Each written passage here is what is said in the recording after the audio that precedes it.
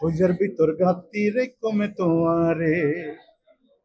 কত বছর আগে দেখো, সিনার লগে বান্দি রে কমে তোমারে নাই রে। হইজার ভিতর গাতি রে কমে তোমারে।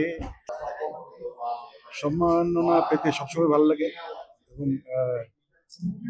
এই ভালোবাসা নিয়ে তো এগিয়ে যেতে চাই।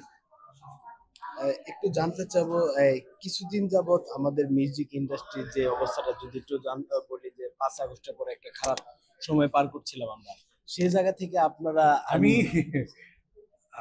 আমার খারাপ যাচ্ছে না, কারণ কি, কারণ আমি কোনো রাজনীতি করি না, কোনো নো পলিটিক্স।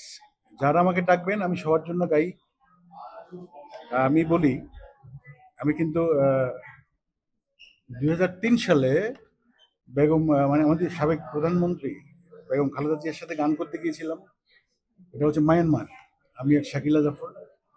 তো সেখানে যে গানটা আমি গেয়ে একদম মাত করে দিয়েছিলাম, সেই গানটা এখন মানুষের মুখে মুখে জাতীয় সঙ্গীত, ওই যে হইজার ভিতর গাতি রে কমে তোমারে। কত বছর আগে দেখো, সিনার লগে বান্দি রে কমে তোমারে নাই রে। হইজার ভিতর গাতি রে কমে তোমারে। তো ওনার সফর সঙ্গী হয়ে গিয়ে বার্মার রাজা পর্যন্ত এই গানে নেচেছিলেন লুঙ্গি পরে, আমার মনে আছে।